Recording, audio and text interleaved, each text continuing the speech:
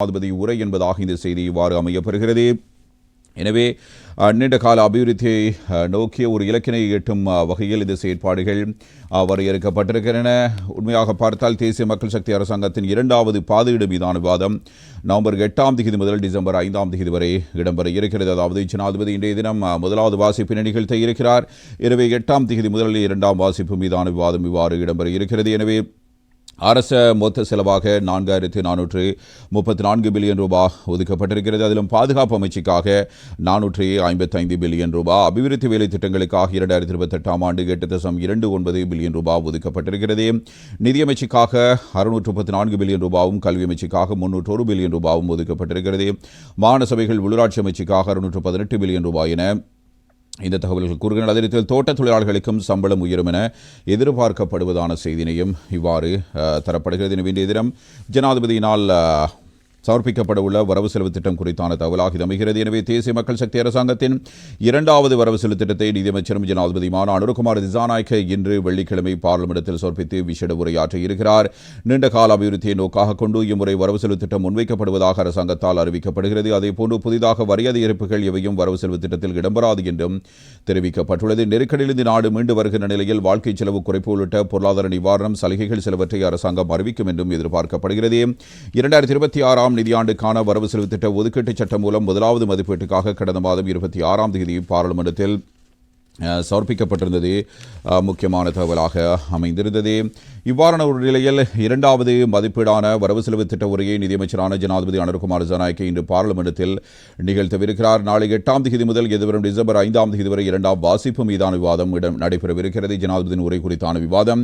எனவே நவம்பர் 14 மாலை 6 மணிக்கு இரண்டாவது மதிப்பீட்டுக்கான வாக்கெடுப்பும் நடத்தப்படும். இதன் பின்னர் நவம்பர் 15 முதல் டிசம்பர் 5 வரை 17 நாட்கள் குழுநிலை விவாதத்தை நடத்துவதற்கு டிசம்பர் 5 மாலை 6 மணிக்கு மூன்றாவது மதிப்பீட்டுக்கான வாக்கெடுப்பை நடத்துவதற்கும் தீர்மானிக்கப்பட்டிருக்கிறது. இந்த காலப்பகுதியில் அரசாங்க விடுமுறைகள் மற்றும் ஞாயிற்றுக்கிழமைகள் தவிர சனிக்கிழமை உள்ளிட்ட ஏனைய அனைத்து நாட்களிலும் வரவு செலவு திட்ட விவாதம் இடம்பெறும். 2026ஆம் நிதியாண்டுக்குரிய வரவு செலவு திட்டம் குறித்து அரசு மற்றும் தனியார் துறையினர் உட்பட ஆசிரியர்கள், வைத்தியர்கள், விவசாயிகள், கடற்றொழிலாளர்கள் மற்றும் கைத்தொழில் துறையினர் விசேட அவதானம் செலுத்தியிருக்கிறார்கள்.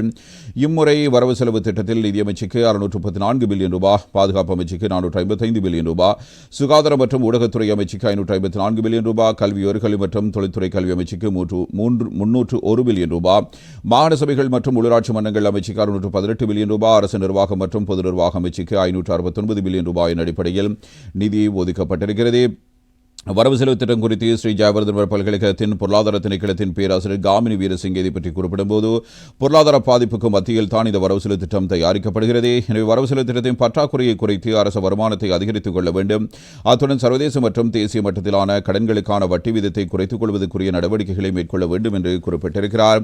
ஒவ்வொரு ஆண்டும் வரவு செலவு திட்டம் சமர்ப்பிக்கப்படுகிறது, நிறைவேற்றப்படுகிறது. வரவு செலவு திட்டத்தில் குறிப்பிடப்படும் விடயங்கள் அனைத்தும் முறையாக செயற்படுத்தப்படவில்லை. இந்த ஆண்டும் அவ்வாறான நிலையே காணப்படுகிறது. 2026ஆம் ஆண்டுக்கான வரவு செலவு திட்டத்தில் அரசு ஊழியர்களுக்கான சம்பளம் அதிகரிக்கப்படும். ஆனால் தனியார் துறையினர் தொடர்பில் பேச்சளவில் மாத்திரமே நிவாரணங்கள் குறிப்பிடப்படும். ஆகவே வாழ்க்கை செலவினை குறைத்தால் ஒட்டுமொத்த மக்களுக்கும் பயனுடையதாக அமையும். வாழ்க்கை செலவுக்கும் மாத சம்பளத்துக்கும் இடையில் பாரியதொரு இடைவெளி காணப்படுகிறது. ஆகவே அத்தியாவசிய பொருட்களின் விலைகளை குறைப்பதற்குரிய நடவடிக்கைகளை அரசாங்கம் எடுக்க வேண்டும் என்று பொதுமக்கள் அரசாங்கத்திடம் வலியுறுத்தியிருக்கிறார்கள். இதே நேரம் பெருந்தோட்ட மக்களின் சம்பளம் குறித்தும் பல்வேறு கருத்துக்கள் நிலை வருகின்றன. 2025ஆம் ஆண்டு வரவு செலவு திட்டத்தில் பெருந்தோட்ட மக்களின் சம்பளம் தொடர்பில் ஜனாதிபதி வழங்கிய வாக்குறுதி நிறைவேற்றப்படவில்லை. 2026ஆம் ஆண்டுக்கான வரவு செலவு திட்டத்தில் சம்பள பிரச்சினைக்கு அரசாங்கத்தின் தீர்வினை எதிர்பார்த்துள்ளோம் என பெருந்தோட்ட மக்கள் குறிப்பிடுகிறார்கள். சம்பள விகாரம் தொடர்ந்து பேச்சுவார்த்தை படுத்தப்பட்டுள்ள நிலையில் பெருந்தோட்ட மக்களுக்கு மானிய அடிப்படையில் அத்தியாவசிய பொருட்களை வழங்குவதற்கு அரசாங்கம் அவதானம் செலுத்த வேண்டும் எனவும் பெருந்தோட்ட மக்கள் கூறுகிறார்கள். 2026ஆம் ஆண்டு நிதியாண்டுக்கான வரவு செலவு திட்டத்தில் வழக்கம் போலவே பாதுகாப்பு மற்றும் பொதுமக்களின் பாதுகாப்பு அமைச்சுகளுக்கான நிதி ஒதுக்கீடுகளும் வழக்கத்துக்கு மாறாக ஜனாதிபதி செலவினத்துக்கான நிதி ஒதுக்கீடுகளை அதிகரித்துள்ள அதேவேளை இந்த வரவு செலவு திட்டத்தில் மக்களுடன் தொடர்பட்ட மக்கள் நலன்சார் அமைச்சுகளுக்கான நிதி ஒதுக்கீடுகளை 2025ஆம் ஆண்டுக்கான நிதி ஒதுக்கீடுகளை விடவும் அதிகரிக்கப்படுகிறது. தேசிய மக்கள் சக்தி அரசின் கன்னி வரவு செலவு திட்டமான 2025ஆம் ஆண்டுக்கான வரவு செலவு திட்டத்துக்கும் இரண்டாவது வரவு செலவு திட்டமான 2026ஆம் ஆண்டுக்கான வரவு செலவு திட்டத்துக்கும் இடையில் பரஸ்பர வேறுபாடுகள் காணப்படுகின்றன. 2026ஆம் ஆண்டுக்கான வரவு செலவு திட்டத்தில் செலவீனமாக 4 லட்சத்தி 43,435 கோடியே 64,68,000 ரூபாய் ஒதுக்கப்படுகிறது. எனவே 2025ஆம் ஆண்டுக்கான வரவு செலுத்துதல் அரசு செலவினமாக அதிகளவான தொகை ஒதுக்கப்பட்டிருக்கிற நிலையில் 2026ஆம் ஆண்டுக்கான அரசு செலவினம் அதிகரித்த நிலையில் காணப்படுகிறது என்பதையும் நாங்கள் இதன் மூலம் இவ்வாறு அவதானிக்கலாம். எனவே ஒவ்வொரு அமைச்சுகளுக்கும் இடையில் ஒதுக்கப்படுகிற நிதியானது பாரிய அளவில் வேறுபாடுகளை கொண்டிருப்பதாக நாங்கள் இதன் மூலம் அவதானிக்கலாம். இதே நேரத்தில் மற்றொரு செய்தி இவ்வாறு தரப்படுகிறது. வெட்வரியை குறைக்கும் அறிவிப்பு வெளியாகுமா என்ற கேள்விக்குறியுடன் கூடிய தகவலையும் இவ்வாறு வீரகேசரி பத்திரிகை இன்றைய தினம் கொண்டு வந்திருக்கிறது. எதிர்பார்ப்புடன் இருப்பதாக துமிந்த தெரிவிப்பு என்பதாகவே இந்த செய்தியை அவதானிக்கலாம். எனவே எதிர்க்கட்சி தரப்பில் இந்த கருத்து இவ்வாறு கூறப்படுகிறது. தமிழன் பத்திரிகையிலும் ஒரு செய்தி இதனோடு இணைந்ததாக காணப்படுகிறது. நிதி அமைச்சர் என்ற வகையில் ஜனாதிபதி அனுர்குமார் திசாநாயக்கவினால் இன்றைய தினம் சமர்ப்பிக்கப்பட உள்ள 2026ஆம் ஆண்டுக்கான வரவு செலுத்திட்ட முன்மொழிவை தொடர்ந்து அதில் உள்ள மக்களுக்கான நிவாரணம் மற்றும் வரிச்சலுகைகள் உள்ளிட்ட பல்வேறு விடயப்பொறுப்புகள் தொடர்பில் விசேட கவனம் செலுத்தி ஆராய்வதற்கு எதிர்க்கட்சிகள் கூட்டாக தீர்மானம் எடுத்திருக்கின்றன. தற்போதைய அரசாங்கத்தின் இரண்டாவது வரவு செலவு திட்டமாக இது அமைந்திருக்கிற நிலையில் எதிர்க்கட்சியின் மூலோபாய பதில் குறித்து ஆராய்வதற்காக கொழும்பில் உள்ள தனியார் விடுதியொன்றில் நேற்று எதிர்க்கட்சிகள் ஒன்று கூடியிருந்தன.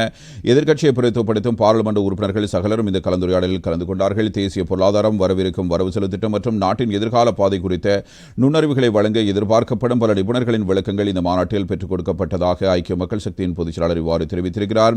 வரவிருக்கும் வரவு செலவு திட்ட விவாதத்துக்கு முன்னதாக எதிர்க்கட்சி பாராளுமன்ற உறுப்பினர்களுக்கு முக்கிய தகவல்கள் மற்றும் பேச்சு புள்ளிகளை வழங்குவதே இந்த அமர்வின் நோக்கம் என்று பாராளுமன்ற உறுப்பினர் மது பண்டார கூறியிருப்பதான தகவல்களும் இவ்வாறு இதனோடு இணைந்ததாக தரப்படுகிறது. இதனத்தில் எதிர் தரப்பினர் இது தொடர்பில் முன்வைத்திருக்கிற கருத்துக்களில் குறிப்பாக துமிந்த ஸ்ரீலங்கா சுதந்திர கட்சியின் பொதுச்செயலாளர் துமிந்த திசாநாயக்க கூறுகிறார். எதிர்க்கட்சியினரை பார்த்து வெட்வரியை 100% குறைத்து விட்டோம் என ஜனாதிபதி கூறுவார் என எதிர்பார்க்கிறோம்.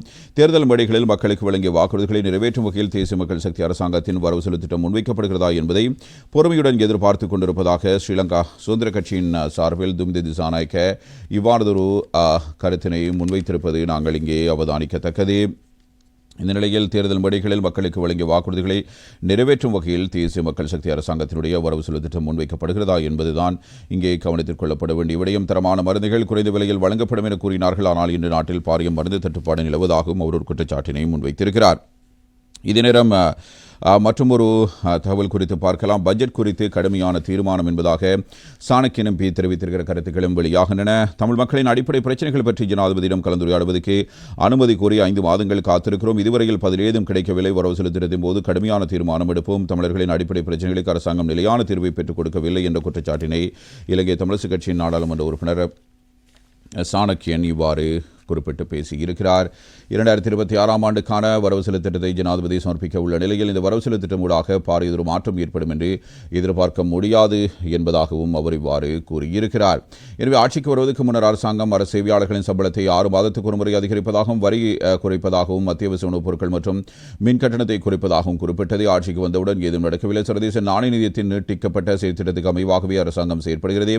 தேர்தல் காலத்தில் மக்களுக்கு வழங்கிய வாக்குறுதிகளை நிறைவேற்றுவதாயின் அரசாங்கம் நீட்டிக்கப்பட்ட செயற்திட்டத்திலிருந்து விலக வேண்டும் என்றும் அரசியல் கட்சிகளில் உள்ள அனைவரும் தூய்மையானவர்கள் சிறந்தவர்கள் என்று எவருக்கும் சான்றிதழ் வழங்க முடியாது. தேசிய மக்கள் சக்தி தேர்தல் காலத்தில் தமது கட்சியின் உறுப்பினர்கள் அனைவரும் தூய்மையானவர்கள், ஏனைய அரசியல் கட்சி உறுப்பினர்கள் மோசடியானவர்கள் என்று குற்றஞ்சாட்டியது. எனவே தேசிய மக்கள் சக்தியின் உறுப்பினர் ஒரு மீதே போதைப்பொருள் குற்றச்சாட்டு தற்போது முன்வைக்கப்பட்டுள்ளதால் அனைவரும் அதனை பற்றி பேசி வருகிறார்கள் என்பதாக சாணக்கியன் தன்னுடைய நிலைப்பாட்டை இவ்வாறு கூறியிருக்கிறார்.